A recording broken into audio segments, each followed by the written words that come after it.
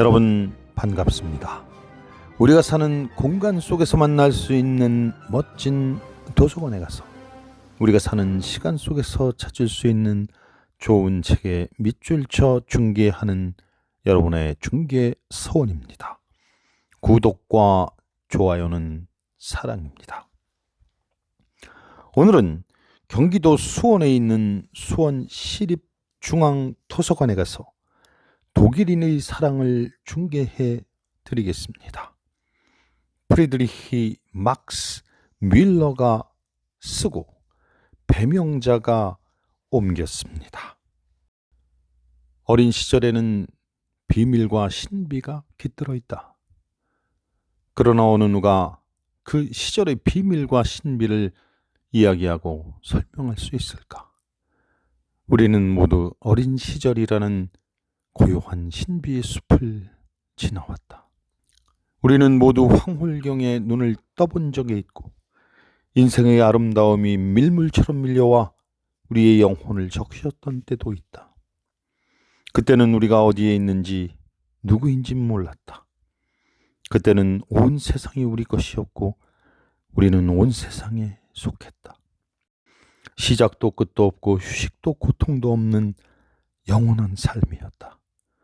우리의 마음은 봄날의 하늘처럼 밝고 오랑캐 꽃의 향기처럼 신선하며 주일 아침처럼 고요하고 거룩했다. 그런데 무엇이 이런 어린 시절의 신성한 평화를 깨는 걸까? 어째서 이런 천진난만한 삶이 언젠가는 끝날 수밖에 없단 말인가? 무엇이 우리를 이 유일하고 완전한 축복에서 갑자기 끌어내어 외롭고 쓸쓸한 어두운 삶으로 들여보내는가?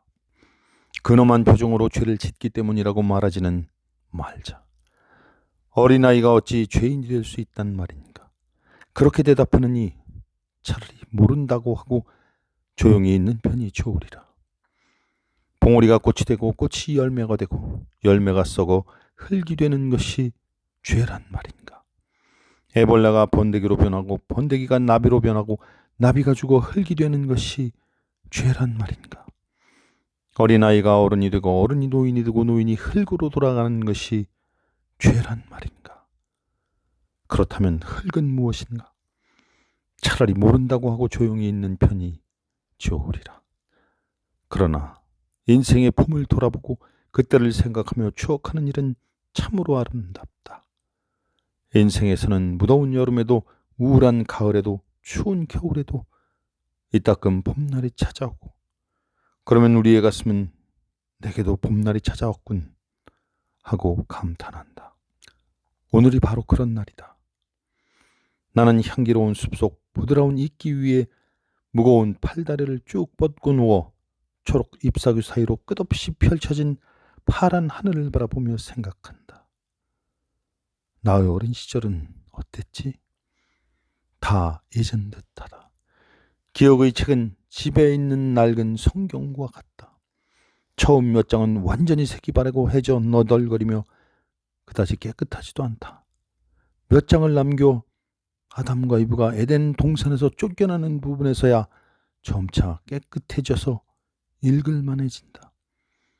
발행장소와 발행일이 적힌 속지라도 찾을 수 있으면 좋으련만 기억 속에는 그런 속지가 없고 대신 깨끗한 문서 한 장이 발견된다.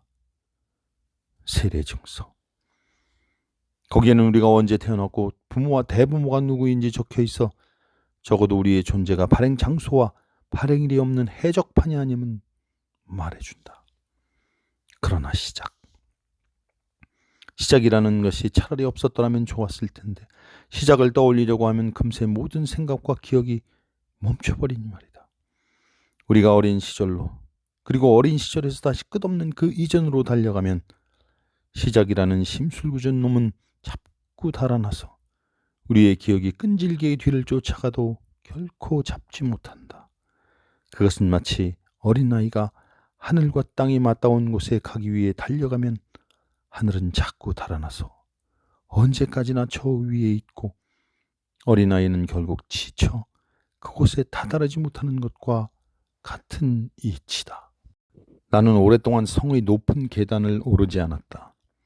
그러나 그 성 안에는 내가 거의 날마다 이름을 불러보고 그리워했던 마음 깊이 남아있는 한 사람이 살고 있었다. 나는 이미 오래전부터 이 세상에서 그녀를 다시 만날 수는 없을 거라 생각하고 있었다. 게다가 내 마음 속에서 그녀의 현실적인 존재가 아니며 현실적인 존재일 수 없을 만큼 크게 자랐다. 그녀는 나의 수호천사였고 언제나 나와 이야기를 나누고 의논 상대가 되어주는 또 다른 자아였다. 그녀가 어떻게 내게 그런 존재가 되었는지 설명할 수는 없다. 왜냐하면 나는 그녀에 대해 아는 것이 거의 없기 때문이다. 하늘에 떠있는 구름을 여러 가지 모양으로 상상하는 것처럼 나의 공상이 소년기 하늘의 희미한 환상을 불러일으켜 현실에서 본 희미한 밑그림에 뚜렷한 초상화를 그렸을 터이다. 내가 무엇을 생각하든 나도 모르는 사이에 그녀와의 대화 형식으로 바뀌었다. 내가 좋아하는 것, 내가 추구하는 목표, 내가 믿는 것, 보다 나은 자아 등 모든 것이 그녀의 것이었고 내가 그녀에게 바친 것이며 그녀가 내게 말한 것이었다.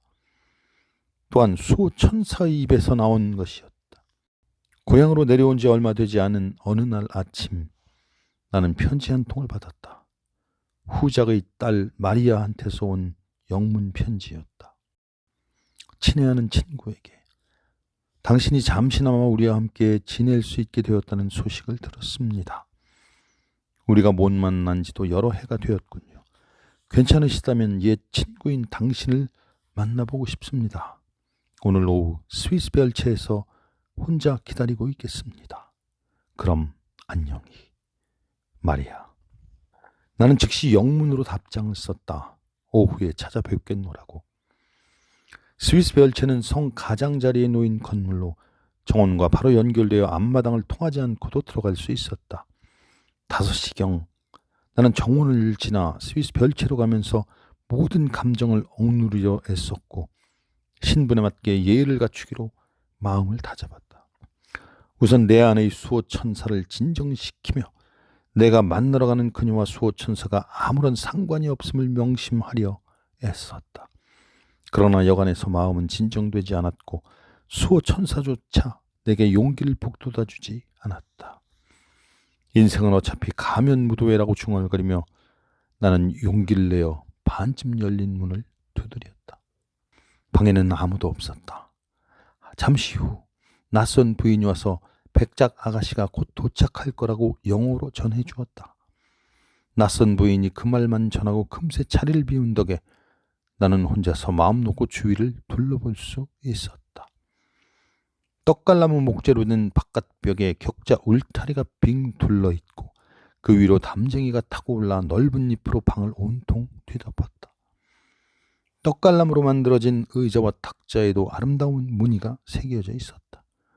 바닥도 나무 마루였다. 방 안에 눈에 익은 물건이 많아 기분이 좀 묘했다. 대부분 어릴 때 가지고 놀던 장난감들이었고 그 외에 새로운 물건들, 구체적으로 말해 초상화들도 대학 기숙사에 걸려있는 그림과 같은 것이었다. 피아노 위에 걸린 베토벤, 핸델, 멘델스존의 초상화는 내가 직접 골라 내 방에 걸어둔 것과 똑같았다. 고대의 입상 중 내가 가장 아름답다고 생각하는 바로 그 밀로의 비너스가 구석에 세워져 있었다. 책상에는 단테 전집, 세익스피어 전집, 타울러의 설교집, 독일 신학, 리케르트의 시집, 테니슨과 번스의 시집, 그리고 칼라일의 과거와 현재 등 전부 내 서재에 있는 것과 동일한 책들로 얼마 전에도 내가 손에 들었던 작품들이었다. 다음날 아침 일찍 누군가 문을 두드렸다. 후작 가족의 주치의인 늙은 의사였다. 그는 마을 주민의 육체적 정신적 위안이자 친구로 2대에 걸쳐 마을 주민의 건강을 지켜왔다. 그의 도움으로 세상에 나온 아이들이 벌써 부모가 되었지만 그는 여전히 그들을 제 자식인 양 생각하며 살았다. 그는 독신이었고 노년기에 들어섰는데도 변함없이 정정했으며 잘생긴 외모와 건강한 풍채도 여전했다. 지금 내 기억 속에 남아있는 그의 모습은 어린 시절에 본 그대로였다. 맑고 투명한 눈이 숲처럼 무성한 눈썹 밑에 빛났고 백발이 다 된 머리칼이었지만 탱탱한 곱슬머리로 윤기가 돌았다. 은장식이 달린 구두, 하얀 양말, 늘 새 옷처럼 보였지만 사실은 아주 오래된 하늘색 옷, 무엇 하나 잊히지 않았다. 어렸을 때 나의 맥을 짚어보거나 처방을 써줄 때 침대맡에 세워두었던 지팡이도 눈에 선하다. 나는 자주 아팠다. 아플 때마다 병이 나올 수 있었던 건 의사에 대한 나의 믿음 덕분이었다. 의사가 내 병을 고쳐주리라는 것 단 한 번도 의심하지 않았다. 의사를 불러야겠다는 어머니의 말은 해진 바지를 재봉사에게 보내야겠다는 말과 비슷한 느낌을 주었다. 의사가 처방해주는 약을 먹기만 하면 틀림없이 나을 거라 믿었던 것이다. 어디 아픈 데는 없나? 방으로 들어오면서 의사가 물었다. 안색이 별로 안 좋군. 공부도 좋지만 건강도 생각하라고. 시간이 별로 없으니 용건만 빨리 말하겠네. 마리아를 그만 찾아갔으면 해. 어제 밤새도록 잠도 못 자고 마리아의 곁을 지켜야 했는데 그게 다 자네 탓이란 말이야. 정말로 마리아를 소중히 여긴다면 다시는 찾아가지 말게. 마리아는 하루라도 빨리 시골로 요양을 가야 해. 잠시 여행이라도 다녀오지 그래. 그럼 이만 가보겠네. 내가 한 말 명심하고. 그는 내 손을 잡더니 약속이라도 받으려는 듯 선한 눈으로 나를 그윽하게 보다가 어린 환자들을 돌보러 갔다. 타인이 이렇듯 느닷없이 내 영혼의 비밀 속으로 깊숙이 침투했다는 사실과 내가 모르던 일까지 알고 있다는 사실이 몹시 당황스러웠다. 겨우 마음을 가다듬기 시작했을 때 의사는 이미 집 밖으로 나가 성큼성큼 걷고 있었다. 내 가슴속은 불에 올려놓은 물처럼 처음에는 조용하다가 갑자기 부글부글 끓어올라 급기야는 넘쳐 흐르는 듯했다. 그녀를 다시는 찾아가지 말라고. 그녀 곁에 머물 때만 나는 살아있는데, 말하지 않고 소리도 없이 그냥 곁에 있기만 해도 되는데, 그녀가 잠들었을 때 창가에 서 있기만 해도 되는데, 그런데 두 번 다시 그녀를 보지 못한다고. 작별 인사조차 하지 못했다. 그녀는 내가 자기를 사랑하는지조차 모른다. 알 리가 없지. 나는 그녀를 사랑하는 게 아니다. 나는 아무것도 열망하지 않는다. 아무것도 바라지 않는다. 나의 심장은 그녀 곁에 있을 때만 편안하게 뛴다. 그녀가 곁에 있음을 느끼지 않고는 견딜 수 없다. 그녀의 영혼을 숨쉬지 않고는 참을 수 없다. 그녀에게로 가지 않으면 안 된다. 그녀는 나를 기다린다. 운명이 아무 목적도 없이 공연히 우리 둘을 만나겠단 말인가. 나는 그녀의 위안이 되어주고 그녀는 나의 안식이 되어줄 수 없단 말인가. 인생은 장난이 아니다. 사막의 모래가 열풍에 날려 모였다 흩어지듯 두 영혼이 만나는 게 결코 아니다. 운명의 호의로 만난 우리 영혼은 서로를 꼭 붙잡지 않으면 안 된다. 우리에게 주어진 사랑은 그런 것이다. 우리가 그것을 위해 살고 싸우고 죽겠다는 용기만 갖는다면 어떤 힘도 우리에게서 그것을 빼앗아가지 못한다. 행복한 꿈을 꾸며 오래도록 축복의 시간을 보내던 나무 그늘을 천둥소리 한 번에 떠나듯 그렇게 그녀를 떠난다면 그녀는 나를 경멸할 것이다. 바로 그때 마음속이 순식간에 조용해지고 그녀의 사랑이란 소리만 메아리처럼 구석구석을 울려 나조차도 그 소리에 깜짝 놀랐다.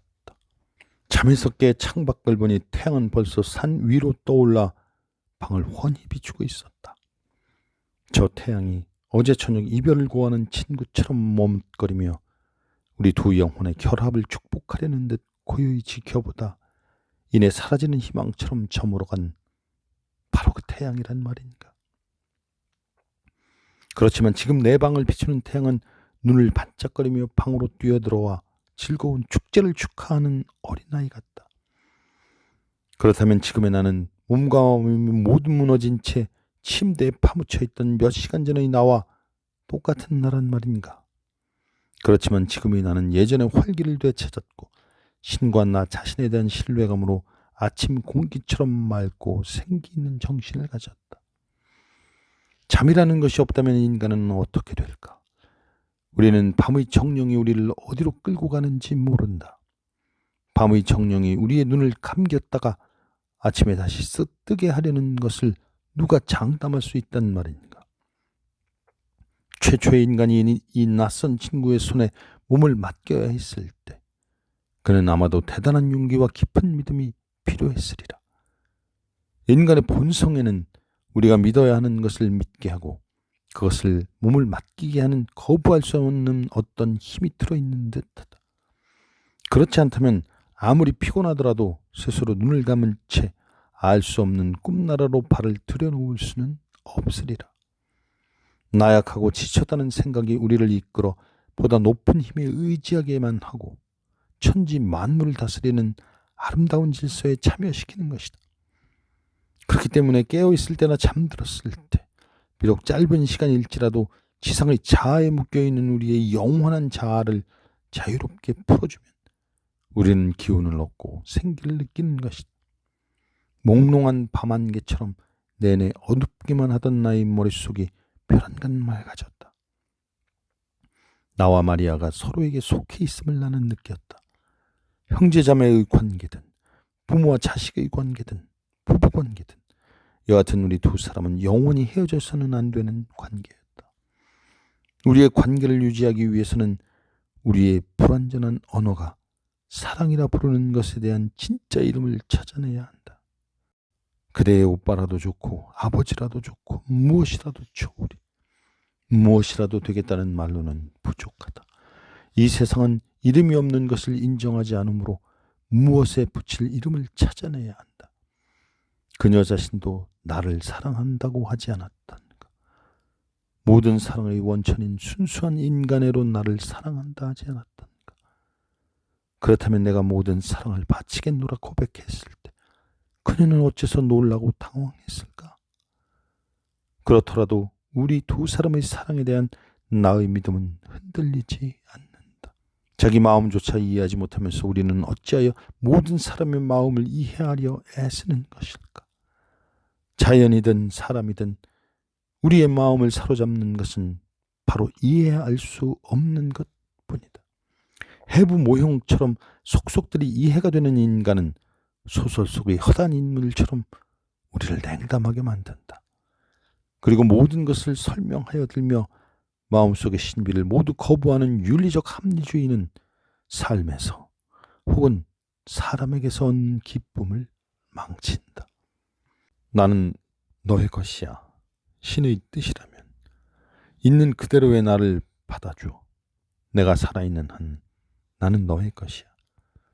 신은 우리가 하늘나라에서도 보다 아름다운 삶을 함께하길 바라며 나에 대한 너의 사랑을 칭찬하실 거야. 우리는 가슴과 가슴을 마주하고 포옹했다. 나의 입술이 그녀의 입술에 부드럽게 키스했다. 시간은 우리를 위해 멈췄고 주위의 세계는 모두 사라지고 우리 둘만 남은 듯했다. 그러나 그녀는 깊은 한숨을 토해냈다. 신이시여, 이 행복을 용서하소서. 그녀는 나직하게 중얼거렸다. 혼자 있고 싶어. 힘이 들어 더는 못 앉아 있겠어. 다음에 봐. 안녕. 나의 친구, 나의 사랑, 나의 구원자. 이것이 내가 그녀에게 들은 마지막 말이었다. 아니, 마지막 편지가 더 있었다. 나는 집으로 돌아와 내 처지를 슬퍼하며 침대에 누웠다. 자정이 지났을 무렵 마리아의 주치의가 찾아왔다. 우리의 천사가 마침내 하늘나라로 떠났네. 이건 그녀가 자네에게 보내는 마지막 인사야. 그는 편지 한 통을 내게 내밀었다. 편지 속에는 예전에 그녀가 내게 주었고 내가 다시 그녀에게 돌려주었던 주님 뜻대로라고 새겨진 반지가 들어있었다. 반지는 낡은 종이에 쌓여 있었고 종이에는 내가 어렸을 때 그녀에게 했던 말이 적혀 있었다. 내 것은 모두 내 것이야. 너희 마리아로부터. 나와 의사는 말없이 몇 시간을 앉아 있었다. 너무나 고통스러워 더는 견딜 수 없을 때 하늘이 우리에게 선물하는 정신적 실신 같은 것이었다. 마침내 늙은 의사가 몸을 일으켜 내 손을 잡고 말했다. 우리가 만나는 것도 오늘이 마지막이겠군. 자네는 여기를 떠나야 할 몸이고 나는 살 날이 얼마 남지 않았으니. 자네에게 꼭 하고 싶은 말이 하나 있어. 내가 일생 동안 가슴속에 지니고 누구에게도 말하지 않은 비밀이라네. 마리아에게만은 꼭 고백하고 싶었는데 자네가 대신 잘 들어주게. 우리 곁을 떠난 그 영혼은 무척이나 아름다웠지. 경이롭고 순결한 정신과 심오하고 성실한 마음을 지녔었지. 하지만 나는 마리아와 똑같은, 아니 더 아름다운 영혼을 알고 있지. 바로 마리아의 어머니라네. 나는 마리아의 어머니를 사랑했었어. 그녀도 나를 사랑했고 우리는 둘 다 가난했고 그래서 나는 우리 두 사람이 이렇다 할 신분을 얻도록 하기 위해 세파와 싸웠네. 그러던 중에 젊은 후작이 그녀를 사랑하게 되었지. 그 후작은 바로 나의 영주였고 나는 그녀를 진심으로 사랑했기에 그녀를 위해서는 어떤 희생도 아깝지 않았어. 나는 가엾은 고아를 후작 부인으로 만들기로 결심했지. 그녀를 진정으로 사랑했기 때문에 나의 행복점은 희생할 수 있다는 각오였던 거지. 그래서 나는 둘 사이의 모든 약속을 취소하자는 편지만 남기고 고향을 떠나버렸다네. 그 뒤 나는 한 번도 그녀를 만나지 않고 다시 그녀를 만난 것은 그녀의 임종 침상에서였지. 아이를 낳다가 죽고 만 거야. 이제 알겠나? 내가 왜 마리아를 사랑하며 하루하루 더 그녀의 생명을 연장시키려 애를 썼는지. 마리아는 나의 영혼을 이 세상과 이어주는 유일한 존재였다네. 자네도 나처럼 잘 견디며 살아가길 바라네. 공허한 슬픔으로 하루하루를 허송하지 말게. 자네가 할 수 있는 한 사람을 돕고 살며 사랑하게. 이 세상에서 마리아와 같이 아름다운 영혼을 만나 사랑하다 잃어버렸음을 신께 감사하게. 네, 주님의 뜻대로. 내가 대답했다. 그리고 우리 둘은 마지막 작별 인사를 나눴다. 여기서 마리아를 사랑했던 주인공과 함께 걸었던 중계서원의 산책을 마치겠습니다. 여러분, 감사합니다.